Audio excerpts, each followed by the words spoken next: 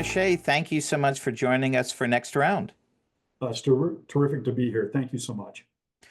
Well, it's a great pleasure to have you on to discuss your terrific new study, which is on issues that we cover a lot of here at PRI, and it's all about refining in California and gas prices.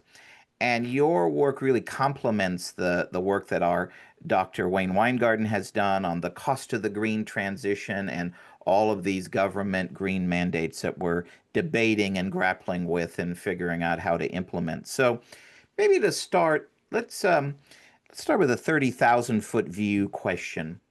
How did we get here that two refineries shutting down operations in our state would have this much of an impact on gas prices and supply? And, maybe as part of that, you could talk about really just how much has oil and gas production fallen in California, and what were some of the policies or actions that got us to this place that we're in now? Well, thank you. I do appreciate that. There's a lot of mechanics that go on here, right? So let's sort of unwrap it. If we take oil production, at one time, California was one of the leading producers of oil in the world. And that was quite a while ago. But over the course of the last few decades, our what's called infield production, that's the oil that's produced in our state, that's declined by 68%. So at one time, we produced almost all of the oil we needed for our own consumption in California. Today, we only produce about 23% of that. So our oil production has fallen. Over the last 30 years, we've lost 63% of our refineries. I mean, we had 32 refineries at one time. And now with the potential closure of two, I mean, they're going to close by 26, we will have 7 refineries in the state that produce California gasoline.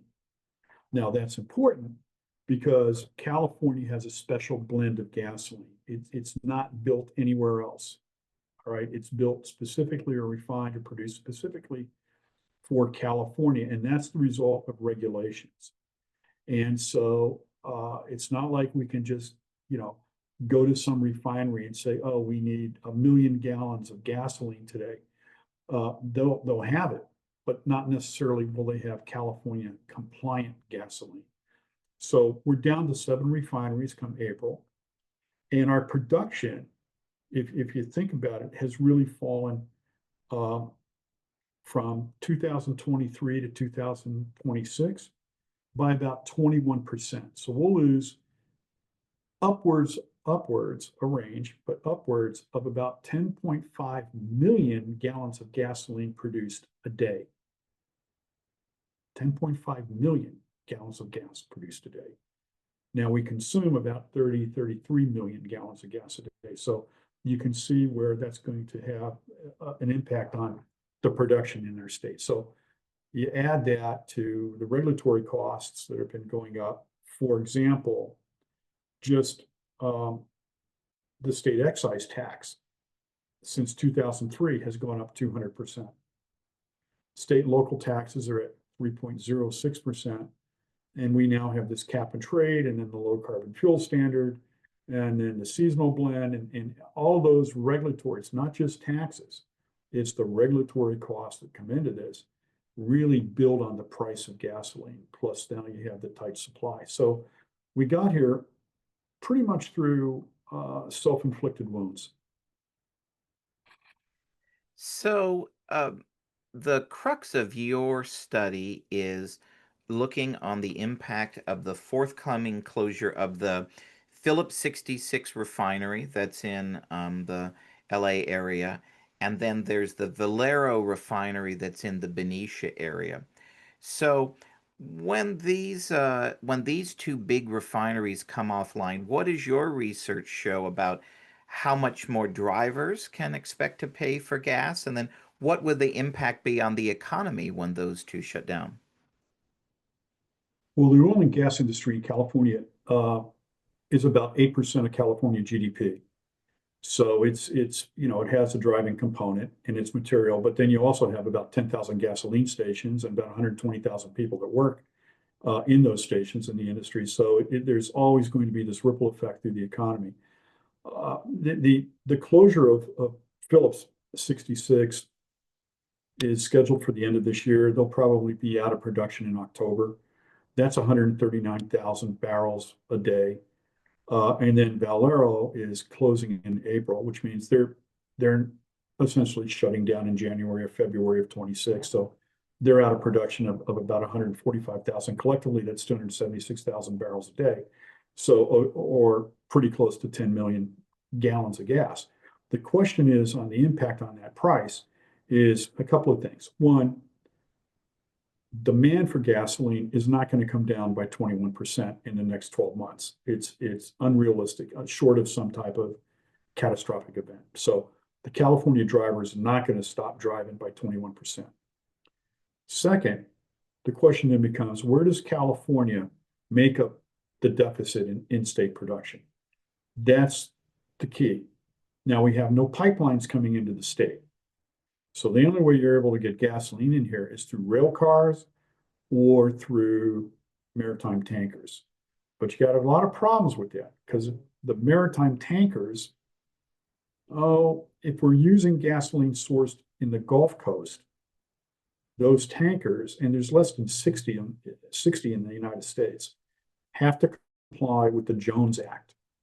And most of those tankers are, if not all of them, are going from the refineries on the Gulf Coast around Florida to the East Coast.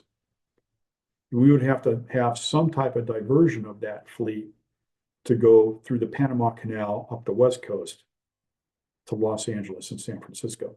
Either way, that's contributing to greenhouse emissions because you got more maritime vessels on the,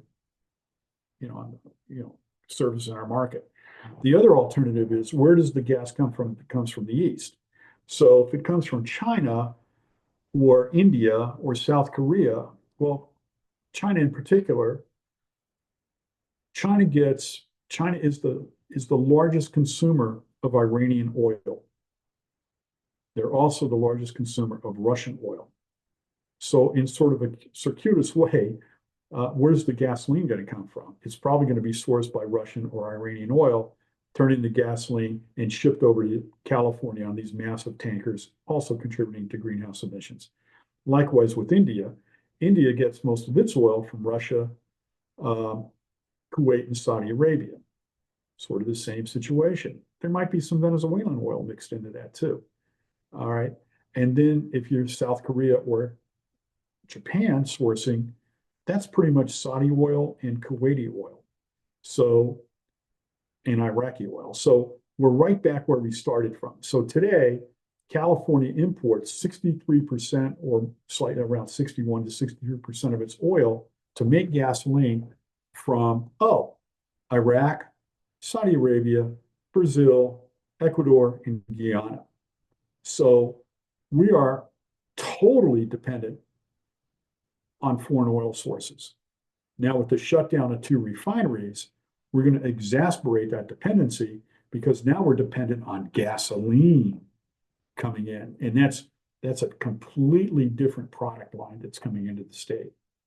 So our analysis, which was inclusive of regulatory costs, the new carbon fuel standard, low carbon fuel standard, and the inventory required for refiners to keep an inventory of finished good gasoline in and above what they already have, shows a price range of about $6.04 to $8.43.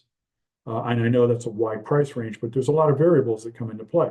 Any one change in variable is going to change whatever happens within that price range. So those are sort of the questions that I think need to be resolved at the state level. So, as you mentioned, we wouldn't be stopping all oil and gas production in the state with the closure of those 2 refineries. So I guess it begs the question, well, notwithstanding all the oil we're importing from bad actors around the globe, couldn't other refineries in California kind of pick up the slack and produce more to account for the loss of the supply, or other refineries in the United States? So What does your research show on that front? Well, great question. Uh, if we increase the production of California refineries by 10 percentage points, so you get them into the 92, 94%, 95% range for capacity utilization, we're still short.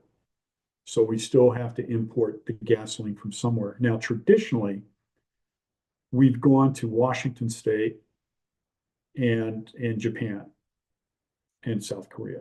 All right. Some gasoline occasionally comes up from the Gulf Coast, but the traditional sources to make up the difference in demand, if there's an extended shutdown in a refinery or refinery fire or something like that, we've gone to Washington State, Japan, and South Korea to get the gasoline. The problem with Washington State is 53% of their production is absorbed by their own need. Then they're exporting about 40% to Oregon and Utah. 70% of their production comes here. So unless they're building another refinery, which is doubtful, or they're adding significant capacity to existing refineries, which is doubtful, Washington State, along with an increase in California surviving refineries, doesn't make up for the difference. We're still going to have to go to foreign sources and still be dependent on those foreign sources. So, another question that pops to mind, California, as you discussed, has all these really hostile policies and regulations and laws about oil and gas production. And so when I'm thinking about, we have two refiners that are going to be closing in the coming months and years. Are these going to be isolated cases, or is this the start of a trend? So, looking at, as you looked at this for your study, what are your thoughts? Are we likely to see even more refineries closing in the coming years, which obviously would make our price and supply problems even worse? Well, I think so. And for a number of reasons. So think about this. You're a refiner, you're running a business, and you're told that in 2035, the primary customer for your business, which would be an internal combustion engine car, is now going to be banned from being sold in the state.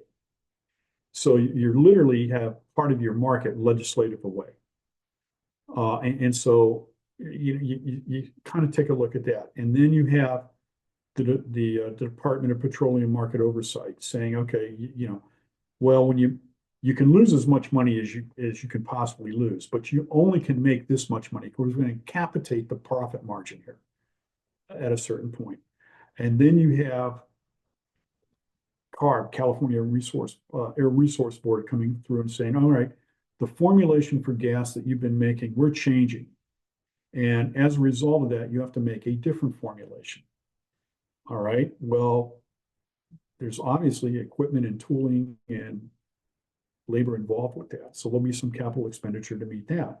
And then ultimately, you also have this uh, mandate to maintain an inventory of gasoline on hand. Well, if you're burning through 33 million gallons of gas a day and you're asking the refiners to hold 16 days of inventory, that's a big number.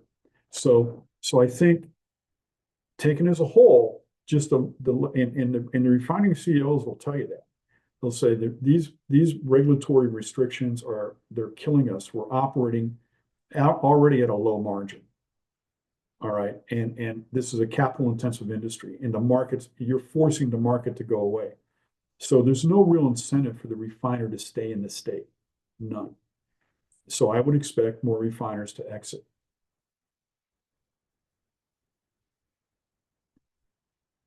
The reaction to your study, not surprisingly, set off waves here at the state capitol in Sacramento. Chief, of course, from Governor Gavin Newsom's administration. And, he's one that, from our experience, is not one that enjoys being challenged on things. And his press team has pushed back on your study, and they argue, well, the governor's already taken executive action to ensure that California will always have gas supply, whatever the demands are. So, what's your response to this critique from the governor? Well, I can appreciate we disagree with the study, and clearly, that's his prerogative. I think the process that he used to disagree was quite juvenile and really lacks statesmanship. I mean, to take some personal shots at me. I'm just a professor. I wrote a study. I mean, come on, you're the governor. I mean, really. Um, Had he reached out to me, I would have gotten on the first plane and gotten up to Sacramento and said, well, I understand you have some questions. Let me walk you through it. If you still disagree, that's fine, but at least you know sort of the logical and the data foundations for this. Um, but yeah, I mean, he's issued a letter. I think that was April 21st to Vice Chair Gupta of the CEC, basically directing him to make sure California has a steady supply of gasoline. What's omitted from that letter is how much will it cost? That's what's omitted. So finding the supply, the market will always supply it. The question is, at what cost will the market supply? And I think that's sort of one of the gaping holes that are missing here. And so it's sort of the cost of that supply, which was factored into the study, plus all these regulatory costs that go on it, and you get it to a higher number. So, all of the things that we're talking about here, looking in your study, looking at the various papers our Dr. Wayne Weingarten has put out, these are all government created problems, driven by costly, in many cases, you could argue very unrealistic government green policies. So it kind of begs the question, isn't this scenario that we're about to face, of $6 to $8, maybe higher if other refineries shut down, per gallon for gas? Isn't this what environmentalists and advocates for these policies have wanted all along? Isn't $8 a gallon for gas a useful tool to them to really accelerate these kind of green transition policies and the push for electric vehicles that they have long sought? Well, certainly the theory works that way. The theory is if I drive the prices up to such an intolerable level, I'll change behavior. And we've seen that, throughout economic history at times. This is legislatively mandated, and I think it's beyond sort of the reasonable discourse, and it's moved into ideological discourse. So it's more of an ideology where, in the minds of some people, it's good versus evil, and at whatever cost will drive these prices up and force the consumer, no matter what the punitive implications are to that individual being, into a vehicle that we deem is acceptable and necessary and desirable for them, even though they'll probably go kicking and screaming. So, and I think it's really now beyond the reasonable part of discourse and what makes sense. It's now into the world of ideology and dogma. So, as a follow-up, we've talked a lot about the cost and the supply issues, but there's the other side of the government green mandates, and that's, we have the 100% renewable power requirements that are going to be taking effect in the coming years, and the requirements that we've mentioned that would mandate the sale of only electric vehicles in California. Uh, might those policies help, if we're going to give Gavin Newsom the benefit of the doubt and the proponents of these? Well, might those policies help alleviate the gasoline price hikes and the supply drop that we're going to see with these two refinery closures and the more that will inevitably follow? Certainly not in the immediate future. These are long-term type initiatives that have been sort of put in place, and they require exceptional behavioral changes on the part of the consumer and also a willingness of the consumer to reallocate their income in certain ways. So, it's not going to have any immediate effect. I mean, these refineries they're shutting down, and it is a loss of in-state production. And so the question then becomes, how do you make up for that loss of in-state production? Now, most experts will agree when you buy a finished product from a foreign provider, particularly gasoline, it's going to be at a higher cost than if you could make it here. I mean, just shipping it across in an ocean tanker is going to increase the cost. Again, the issue becomes you can replace it, but at what cost are you going to replace it? And by the way, if you're relying on this steady stream of ocean tankers coming across, which you would be, any disruption in port operations, any labor disruption, any geopolitical situation, even the weather could have a fairly adverse effect on short-term prices. So, in our closing minutes, let's talk about what we can do to turn things around and ensure that we have the plentiful and affordable energy supplies that Californians demand and expect now and in the future. So, you close your paper with 10 actions that consumers can take. And now, we want to tease and we want people to read your study. Well, I And appreciate obviously, it. we can't go through all 10 here, Right. but would you share with our listeners and viewers, a couple of things that regular drivers and policymakers alike can do to keep gas supply abundant and prices affordable? Well, thank you. I think the California consumer generally, when they want to pay attention to things, they pay attention to them, and they get smart on these issues very quickly. So perhaps, if anything, Governor Newsom's reaction has maybe elevated the attention of the California consumer. Having said that, there's a couple things. One, we could roll back the 2035 ban. All right, that would at least give the refiners additional years to think about staying in the state. Two, we could give sort of an investment tax credit to the refiners who stay in the state who increase production of gasoline specifically for the state. I mean, and if you sell it somewhere else, boy, the shoe will come down on you. But if you increase your capacity and you're selling California gasoline to California distributors and consumers, and it costs you money to increase that capacity, then perhaps an ITC, an investment tax credit, would serve to incentivize. Also, we could incentivize our own in-state production. We have vast amounts of oil. I mean, instead of sending billions of dollars over to these foreign countries, why not keep some of that money in the state and create high-paying union jobs? I mean, there's a lot of jobs that can be created if we even just did some rudimentary pipeline work and actually increase some of our in-state production, with the proviso that whatever oil you produce in California has to go to a California refinery, has to be made in California gasoline sold to the California consumer. All right. Any violation of that, you're in trouble. So those are three action steps that the California consumer could think about. And probably, if they were so inclined, reach out to their assembly person or their senator and make their thoughts known on that. Because short of that, like I said, I think we can find the supply, but at what cost will that supply come?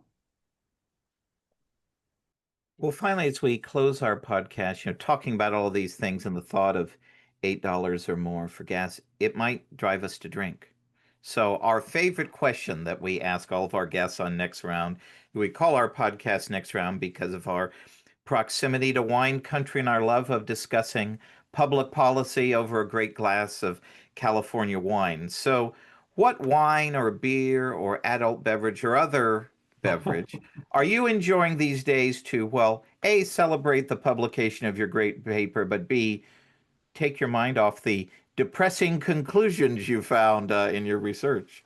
In my mind, whenever I sort of fall into a place where there's a lot of pressure or you're just sort of maybe a little blue today or something like that, there's one place to go, the Napa Valley. And so there's nothing like sitting in the California sunshine in the Napa Valley late in the afternoon, drinking an incredible California Cabernet. I mean, that is paradise. It's heaven. If there's anything better, well, perhaps I'll find out in the next life. But in this life, when I think about what is the greatest moment, It's getting up to Napa, sitting there, watching that sun, the golden sun of California sort of setting over the coastal range and having that great California Cabernet. That's life in California. Do you have a particular favorite that you can recommend our listeners try? Well, I'm partial to stag. Not that we're getting any No, and I don't get advertising any, dollars for this. but I'm partial to Stag's Leap. I am partial to Stag's Leap. So one of my favorites. Yeah. Well, I agree, and that was my in 2020. I have in my kitchen this little one of those cork board Yeah. bulletin boards that you can make off of wine corks. And I have at the top, I made a little sign, Cheers to 2020. It was all the wine I drank during 2020. And my attitude during that was, don't save the good stuff anymore. Drink the good stuff now. And I enjoyed some Stag's Leap Cab during that time. And I highly concur with your recommendation. Well, thank you. And I highly agree with you too. Why wait to drink the good stuff? That's right. You drink the good stuff now when you can enjoy it the most. That's right. Well, Professor Miche, thank you so much for joining us. We really appreciate your time. Well, thank you. Anytime.